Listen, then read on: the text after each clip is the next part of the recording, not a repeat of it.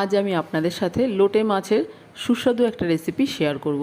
এখানে দেখুন লোটে মাছগুলো গোটা গোটাই নিয়েছি, ছোট সেই জন্য গোটা নিয়েছি। আপনারা চাইলে দু টুকরো করে কেটে নিতে পারেন। এবার এর মধ্যে আমি দিয়ে দিচ্ছি আদা, রসুন, দুটো কাঁচা লঙ্কা, ধনে পাতা, পুদিনা পাতার পেস্ট। দিয়ে দিলাম স্বাদ অনুযায়ী নুন, আর দিয়ে দিচ্ছি একটু লেবুর রস। এবার এই সব কিছু খুব ভালো করে মেখে নেব। এইভাবে মাখিয়ে আধ ঘন্টা মতো রেখে দেবো, তারপরে রান্নাটা করব। একটা বড় বাটি নিয়ে নিয়েছি, বাটির মধ্যে দিয়ে দিলাম হাফ কাপ ময়দা, আর তার থেকে একটু কম দিলাম কর্নফ্লাওয়ার। দিয়ে দিচ্ছি স্বাদ অনুযায়ী নুন, আর একটা ডিম দিয়ে দিলাম। দিয়ে দিচ্ছি এক টুকরো বাটার। এবার এই সব কিছু খুব ভালো করে মিশিয়ে নিতে হবে। এই কাজটা হাত দিয়েই করছি, মেশাতে সুবিধা হওয়ার জন্য।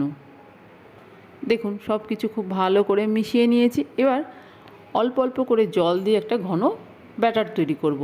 তবে জলটা কিন্তু ফ্রিজের জল দিয়ে করলে ব্যাটারটা খুব ভালো হবে। এবার এই ব্যাটারটা খুব ভালো করে ফেটিয়ে নিতে হবে, একটা ঘন ব্যাটার তৈরি করতে হবে। ব্যাটারটা পাতলা হলে কিন্তু ভালো লাগবে না খেতে। অল্প অল্প করে জল দিয়ে দেখুন একটা ঘন ব্যাটার তৈরি করে নিচ্ছি। এবার এর মধ্যে আমি দিয়ে দেব বেকিং পাউডার।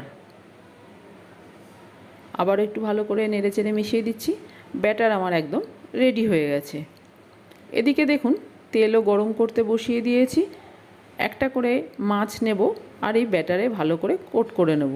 মাছটা প্রায় আমি আধ ঘন্টা মতো ম্যারিনেট করে রেখে দিয়েছিলাম। খুব ভালো করে কোট করে নিয়েছি। এবার এক্সট্রা ব্যাটারটা বাটির মধ্যেই একটু নেড়ে চেড়ে ফেলে দিলাম। এবার এই গরম তেলের মধ্যে দিয়ে দিচ্ছি মাছ।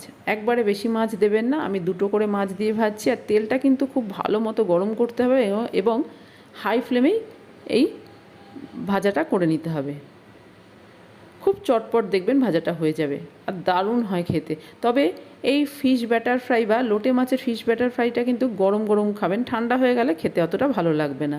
দেখুন লাল করে ভেজে নিয়েছি, একইভাবে সব কটা ভেজে নিয়েছি। আমার আজকের লোটে মাছের ফিশ ব্যাটার ফ্রাই তৈরি হয়ে গেছে।